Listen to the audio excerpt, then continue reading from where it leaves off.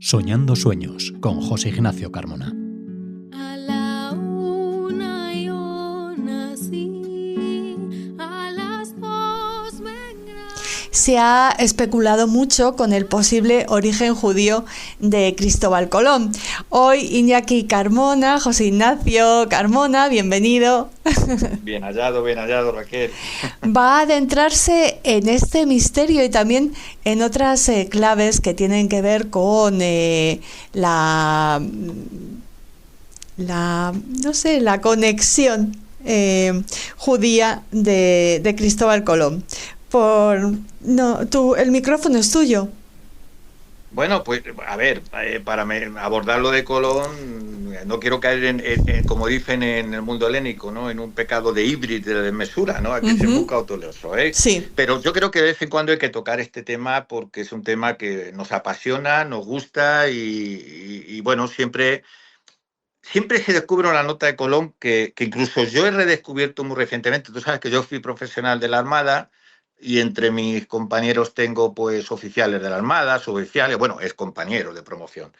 Y ellos saben mucho más que yo, desde luego, de técnicas de navegación. Y hoy voy a traer una cosa que le va a sorprender mucho a la gente. Porque, mira, no vamos a descifrar con seguridad ni el supuesto origen de Colón, que si tiene... Pero sí tiene una caricatura psicológica que todos sabemos que es un mesianismo, que fue Salvador de Madariaga quien más contribuyó a ese supuesto origen judío. También sabemos que entre la primera expedición había algunos tripulantes conversos, ¿no? Que parecen que formaban parte de esa tripulación en su primer viaje, como Luis de la Torre, Rodrigo Sanz de Segovia, Muchísimos. Alfonso Lacalle, Marco, el médico de la expedición, un tal Bernal, penitenciario en 1490. Bueno, pero sabemos que tenía una buena formación científica, ¿no? Y la afluencia del astrónomo y cosmógrafo judío Abraham Fakut, ya sabes tú, de las famosas y los cartógrafos mallorquines, que es esta gran carvela de Colón. Pero figúrate, hay aspectos desconocidos como la leyenda de un piloto. Se ha tratado poco, que parece ser un piloto, esto puede ser más leyenda, pero como un moribundo, ¿no? Que había informado a Colón sobre la existencia de tierras al otro lado del Atlántico. Pero esta leyenda la señala Hernando de Colón en su vida del almirante. En fin, incluso este piloto falleció, dice en la casa de Colón. El Inca Garcilaso La Vega, en sus comentarios reales de 1609, también identifica, ¿no? a este piloto con Alonso Sánchez de Huelva. O sea, incluso le da nombre y veracidad. Perdona, Iñaki, ¿Hernando es el hijo de Colón? ¿Hernando de Colón? Sí, claro, sí, ¿o el sí, sobrino? sí. No me acuerdo bien. Creo que señala por Hernando de Colón, creo que es el sobrino, exactamente, de Colón, creo. Y luego parece ser que Colón... A ver, algo de esto explicaría una de las dos.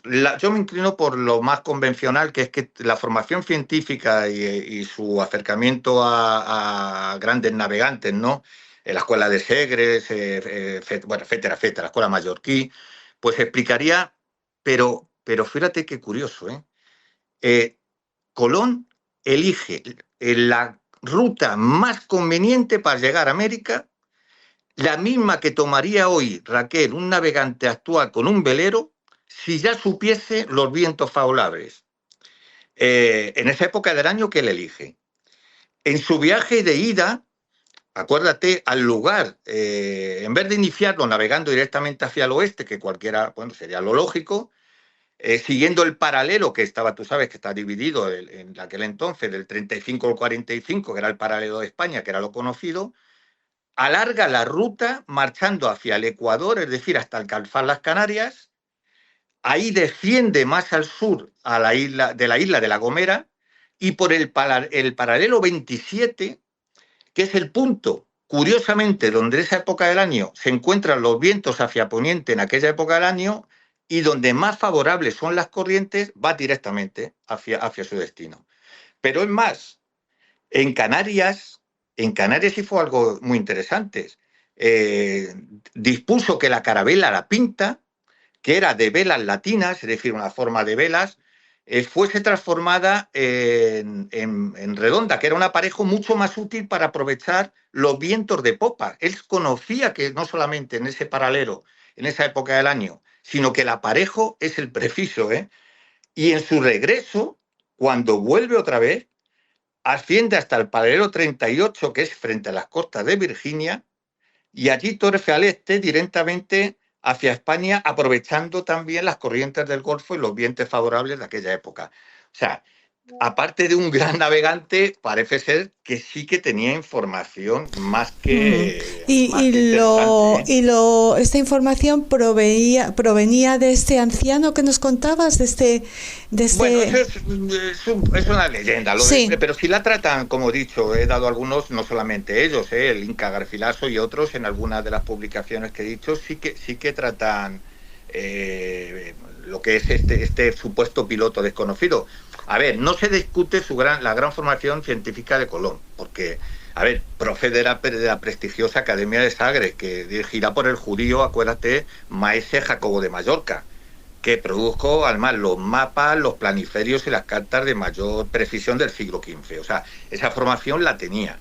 Así como notable fue la amistad de Colón con el cosmógrafo de Coimbra, Pedro Núñez, criptojudío. Este influyó muchísimo en Colón, ¿no?, con su tratado sobre la esfera. Es decir, que formación, desde luego, no le faltaba a nuestro Colón. Que lo del Colón hebreo, de alguna manera... A ver, tenemos un Samuel Colón, que hay en Marruecos, Jeremías Colón Bus en Livorno, Yeshua Colón en Sicilia, Salomón Colón en Zaragoza. O sea, el Colón sí lo encontramos dentro del contexto judefante. Pero también se le ha producido, a ver, ideas esotéricas, como ese libro La Profecía, donde su proyecto era reconquistar Jerusalén. Se ha hablado mucho de todo esto. Pero mira, acuérdate que se habló mucho del criptograma de su firma, ¿no?, que para Moisés Ben Sabat eran pues la transposición al latín de las 7 letras hebreas que expresan la fe en un Dios único. Él lo dijo así, ¿no? En el centro del triángulo, vamos a acordarnos, sería la A, que sería Adonai, la S de Sebaot, que sería santo, y las otras 3 letras eran las de Semá, la X, la M y la I. Eso lo dijo Moisés Ben Sabat. Curiosamente, en las 13 cartas que escribe a su hijo Diego, solo uno lleva una cruz, que es la única que va a ser mostrada al rey. Las otras supuestas cruces resultan de la composición de 2 letras del alfabeto hebreo, como es Bet y Ay, iniciales de Baruch Hashem. Curioso es que cuando el arzobispo de Burdeos, cardenal Donet, reclamó al Vaticano la beatificación de Colón, se argumentó en contra por no estar claros sus orígenes. Es más, su segundo matrimonio se casa con Beatriz Enríquez, que era prácticamente, era de origen judío. Y luego está, pues, obviamente, Santángel y todos los ministros también de la corte de Aragón que apoyaron, ¿no?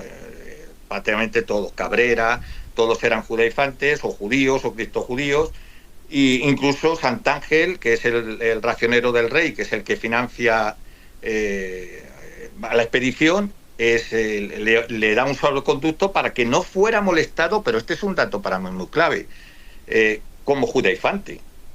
Esto es muy curioso.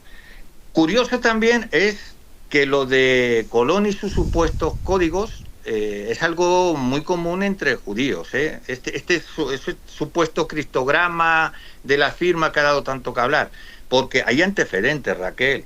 En el Museo Británico, por ejemplo, se encuentran códigos como el de Méndez da Costa, con notas en portugués en un lenguaje cifrado de 3 letras, igual que lo de Colón, igualito.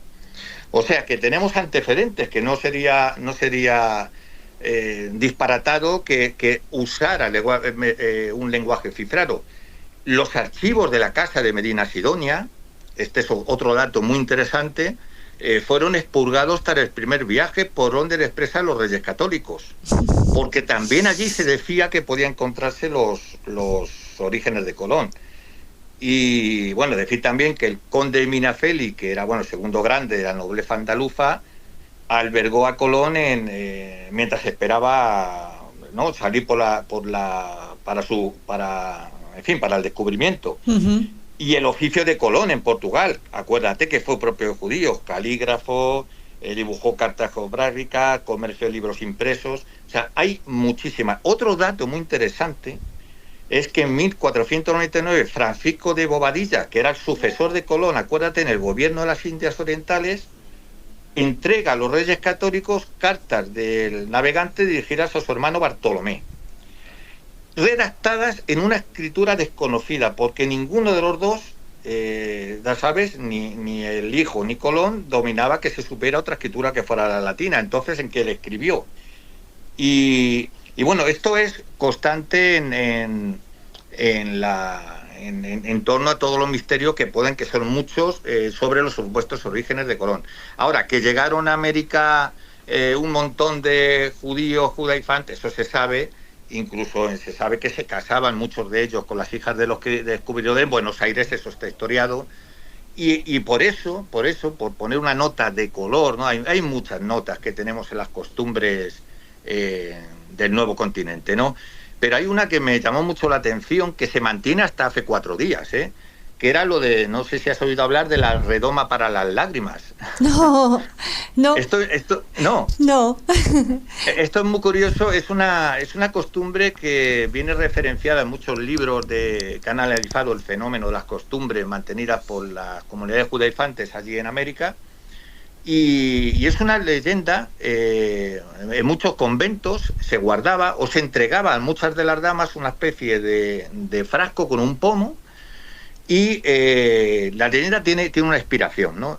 La leyenda tiene raíz en una antigua plegaria que todavía se incluye al final de las oraciones del Yom Kippur, vierte nuestras lágrimas en tu urna celestial, que es una leyenda que habla de una copa en el cielo que se llena con las lágrimas de los judíos y todas las vicisitudes que han venido pasando desde que el mundo se hizo mundo, y que cuando esta copa esté llena es cuando vendrá el Mesías. Esta copa de lágrimas, ya cuando se desborde con las lágrimas de tantas vicisitudes. Y también se inspira mucho en el Salmo 56:9, que es pon mis lágrimas en tu redoma. Esto es lo que sí no recuerdo. Este dato concreto lo analizó un rabino muy, muy sabio también, y claro, detrás de todas estas costumbres mantenidas, pues siempre había una explicación que nos remontan incluso, como te digo, a antiguas leyendas mantenidas por los judíos de la península y que remanecen en el otro lado después del descubrimiento. Iñaki, me he quedado con una duda. Colón, según esta hipótesis, esta teoría, sabía perfectamente que iba a encontrar una tierra desconocida, o sabía perfectamente cómo creía que iba a llegar a las Indias, a la India, perdón. Yo creo que no sabía que iba a encontrar una tierra desconocida, porque una de las hipótesis, acuérdate también, que es una hipótesis atrevida, que ya había rutas, sobre todo hacia Terranova y hacia, en fin, que no eran los primeros, descubridor, nadie descubrió nada, el primero que llegó. América estaba en su sitio, pero sí es verdad que se dice que ya hubo antecedentes y que, incluso acuérdate de una hipótesis que en Turquía se hizo también muy aventurada, de que fueron un piloto turco, creo que era el que primero que llegó. Bueno, en definitiva, yo creo que lo que trataba él de llegar de una forma ventajosa a esas Indias orientales, pero lo que sí que este dato que he dado hoy, que se basa en una técnica de navegación muy precisa, del paralelo que él utiliza tanto a la venida y a la ida, el cambio de aparejo, es un lenguaje eminentemente náutico, porque es el que elegiría hoy. Yo cuando he hablado con compañeros míos de la Armada, que se saben mucho más que yo de navegación, me dicen, es que soy lo que haría cualquier velero moderno, utilizaría esa información. ¿No? Claro, entonces yo creo que hay dos he metido una nota romántica como era, que sí he mencionado esta historia del piloto, como he dicho, en varios libros, ¿no? Pero yo creo que esto no deja de ser una leyenda. Y lo que sí que estamos hablando es de que Colón, aparte de su gran conocimiento como navegante, tenía una gran formación e información a través de todos estos grandes sabios judíos que desarrolló la Escuela de Mallorca, la Escuela de Segres, el Tratado sobre la Esfera. O sea, yo creo que tenía una información más que privilegiada. Y una información que tengo la intuición por estas redes de familia y negocio, como aquellos viajes de Benjamín de Tudela, que acuérdate que cuando vuelve Benjamín de Tudela, esa información clave de su viaje por el mundo, una de las primeras copias se le da al Aljama de Toledo, porque eso sería hoy en día lo que traducido al lenguaje moderno sería geopolítica, no solamente sería información sobre cómo están las comunidades, como el comercio, sino que es una información clave, porque siempre la información fue poder, y yo creo que dentro de estos círculos se estaba gestando ya lo que era también prácticamente, ya sabía, bueno, estaba claro que ya esto fue después de, vamos, o contemporáneo a la expulsión, pero yo creo que todo el círculo del rey Cabrera, incluso el confesor de la reina, que cuando muere su protectora, reina católica, es perseguido todo su círculo, y Julio II tiene que salvarla, el Papa, de la Inquisición. Es decir, yo creo que tenían todos una información que compartían a nivel de comunidad y estaban buscando posiblemente incluso nuevos enclaves para, en fin, una nueva Jerusalén, o incluso acuérdate que Menasé Ben Israel, cuando habla de esas excelencias de Israel, él llega a interpretar que era el lugar donde habían ido las 10 tribus desaparecidas, etcétera, etcétera. Y se mete mucho el mito, ¿no? Pero yo creo que sí que él compartió y tenía información clave de círculos judíos, judaifantes, en un periodo crítico de la historia donde la comunidad judía estaba amenazada. Pues gracias por tus descubrimientos. Te esperamos en el próximo programa. Muchas gracias. Gracias, Raquel. Un saludo.